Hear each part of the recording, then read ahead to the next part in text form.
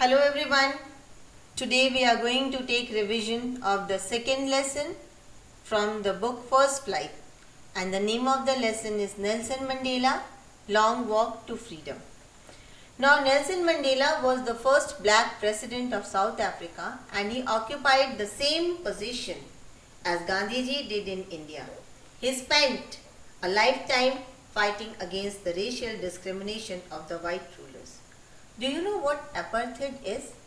Now it is a system of racial discrimination.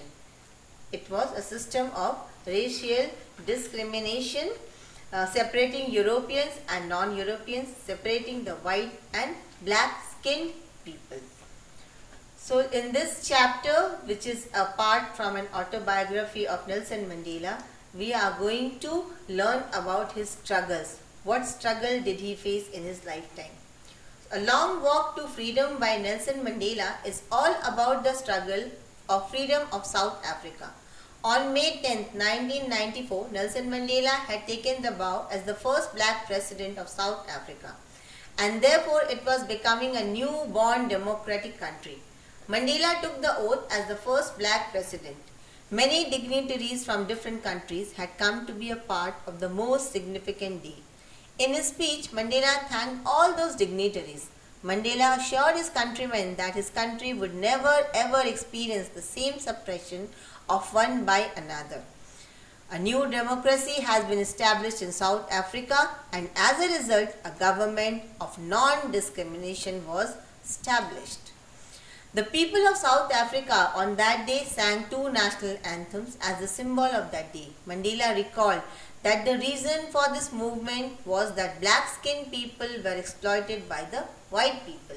He said that this type of suppression of people of South Africa is the origin of many stars. People must learn to hate first, because if they hate, then they can be taught to love, as love comes from the opposite circumstances. He also says that a brave man is not that who doesn't feel afraid, but who conquers it. In life, man has two major obligations. First, towards his family, to his parents, to his wife, and to his children. And second, on the other hand, obligation towards his country, people, and the community. Everyone fulfills his duty as per his inclination and interest. But it was very tough to fulfill in a country like South Africa. When Mandela became an adult, then he understood that his freedom was only an illusion. In fact, he was a slave of exploitation. He also understood that not only he was a slave, but his other family members were also. According to him, freedom is also mandatory for them who were suppressing others in the past. They also have the right to have it, because snatcher of others' freedom is a prisoner of the same. Thus, the oppressor is as much a prisoner as the oppressed. The oppressor too is not free. So we can conclude by this lesson of Nelson Mandela is the brave man is not the one who doesn't feel afraid, but he is the one who conquers that fear. Mandela said that every man has his duty towards his country and community too. So now we are going to discuss few important questions from the examination point of view. First is, what did the military generals do? How did their attitude change and why?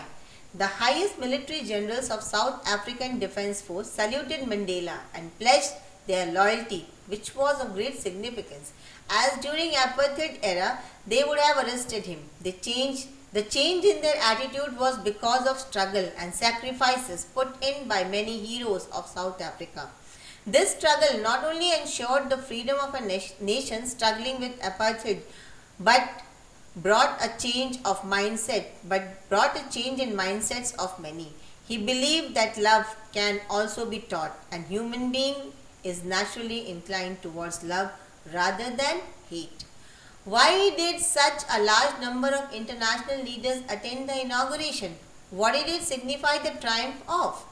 To be a part of the inauguration, international leaders showed a gesture of solidarity from international community to the idea of end of apartheid. It was the significance of the victory of good over evil and triumph of a tolerant society without any discrimination. What does courage mean to Mandela? For Mandela, courage does not mean the absence of fear, but a victory over fear. According to him, brave man need not be fearless, but should be able to conquer fear. What does Mandela think is natural, to love or to hate? And obviously, for Mandela, love comes more natural to him, human heart, rather than hate. For Mandela, love comes more naturally to the human heart rather than hate. How does Mandela describe the system of government in his country in the first decade and in the final decade of the 20th century? Now, in the first decade of the century, the whites erected a system of racial domination against the blacks, thus creating the basis of one of the harshest and the most inhuman societies the world has ever known. But in the final decade of the 20th century, the previous system had been overturned and replaced by one which recognized rights and freedom of all people regardless of the color of the skin. Why were two national anthems sung? On the auspicious occasion of the inauguration, the two national anthems, one by the whites and the other by the blacks, symbolizing the equality of the blacks and the whites, were sung.